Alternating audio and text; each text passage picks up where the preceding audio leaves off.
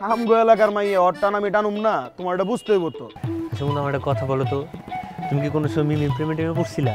পাগলা কুত্তাই কামড়াইছে আমার, ওর প্রেমে আমি পড়ুম? আমার মান সম্মান ওই মাইরা দিব। আমার যে একটা রেসপেক্ট এই এলাকার মধ্যে, মান সম্মান তুই জানোস না? ওইটাই মানে নিজেরটা পুরো ষোলো আনা বুঝতেছো, আর আমার এই জায়গায় আসার পর থেকে গুতাইতেছো মিমির সাথে প্রেম কর প্রেম কর প্রেম কর প্রেম কর। তা তুই কই হারায় গেছিলি? নাকি ওই বিআইনের লগে কিছু হয়ে গেছে? কোনটা? ওর সাথে আমার কিছু হবে না। আর ও তো মেয়ে মানুষ না, ও তো ছেলে মানুষ। আবার নাকি ছেলেদের মতো বাইক নিয়ে স্টানবাজিও করে। ও না, আমি দেখছি তো, মানে বুঝছস টানজন করে না, সেই লাগে হ্যাপি। বাহ, এই কথা তো আমার আগে কোনো সময় কষ্ট নেই। আসলে বন্ধু হয়েছে কি, তুই তো বাইক দিকে ভয় পাস, আবার এখন আসছিস প্যারার মধ্যে। তো আমি চিন্তা করলাম এই প্যারার মধ্যে তোরে কেন ভয় দেখানো লাগে। তুই তো আমার বন্ধু না, তুই তো শত্রুপক্ষের লোক। চা পড়তাছে তো শত্রুপক্ষের লোক কেমনে? মানে আমার যে বেআইন, ডেঞ্জারাস বেআইন, তুই তো ওর পক্ষের লোক। আমগো এলাকার মাইয়া ওর টান আমি টানুম না, তোমার এটা বুঝতে হইব তো। আরেকটা কথা, তোরা শত্রু হইলে কবে থেকে? তোর এটি জানার দরকার নেই।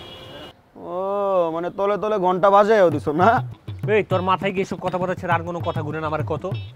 আসলে বন্ধু ঘটনাটা কি হয়েছে, তুই যখন থেকে এসে বসছো চেনে, তখন থেকে আমি প্রেম প্রেম একটা গন্ধ পাইতেছি, মানে খুব ভালো গন্ধ পাইতেছি, প্রেম প্রেম গন্ধ।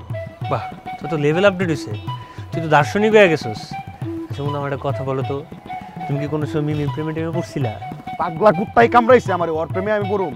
আমার মান সম্মান ওই মাইরা দিব। আমার যে একটা রেসপেক্ট এই এলাকার মধ্যে, মান সম্মান তুই জানোস না?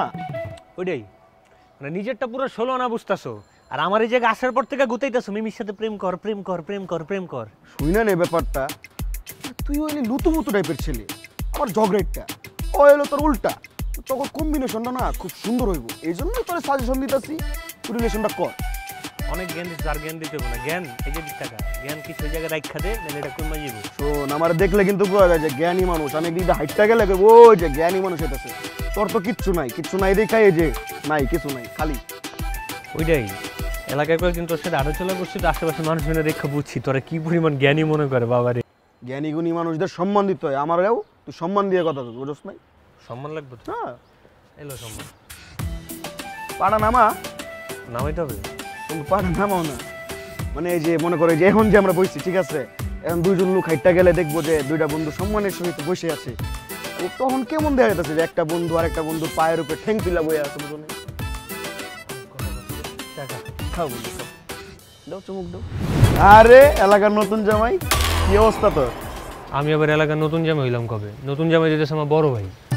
তোর বড় ভাই নতুন জামাই, কয়দিন পর তুই নতুন জামাই হইবি, এটাই তো স্বাভাবিক, তাই না? কি করছে সব আবল তাবল কথা? আরে বন্ধু আবল তাবল না, তোমার একটা বিয়ে আছে না, তোমার থেকে 2 বছরের ছোট, মিমি মিমি। তখন কি হয়েছে? হয় নাই কিছু, কিন্তু তুই যদি চাস মামা অনেক কিছু হইতে পারে। ওরে বাবারে, আল্লাহ মাফ চাই। আমি একটু আগে ওই মেয়ের যে সিন পার্ট দেখছি, আর লাগবো না আমার। কে মামা, কি কি হয়েছে এটা কি? আরে ও আর ওর বান্ধবী মিলে রাস্তাঘাটের মধ্যে মারামারি করতেছে, তাও আবার একটা পোলারে মারতেছে। আমার জন্য কি মনে হয়, নিশ্চয়ই এই পোলাটা কোনো মাইর খাওয়ানোর কাম করছে, নাইলে মারবো কে? আচ্ছা আমি বুঝলাম ওই পোলাটা একটা মাইর খাওয়ার কাজ করছে। টেবলের রাস্তাঘাটে মেয়ে মানুষ একটা ছেলে মানুষের সাথে মারামারি করবে? দূর, তুই বাদ দে তো, তুই আগে বল কয়দিনের জন্য আসছিস এনে? আসি 10-12 দিনের মতো আসি। বাবা, 10-12 দিন কেমনে? আর না, ওই যে ভাবির বাবা মাকে সোমরা করতে, তো বলছে ভাইয়ার এই বাসায় এসে থাকতে। তো ভাইয়া আবার একা আসবে না, আমার সাথে করে নিয়ে আসছেন, থাকতে হবে, কিছু করার নেই।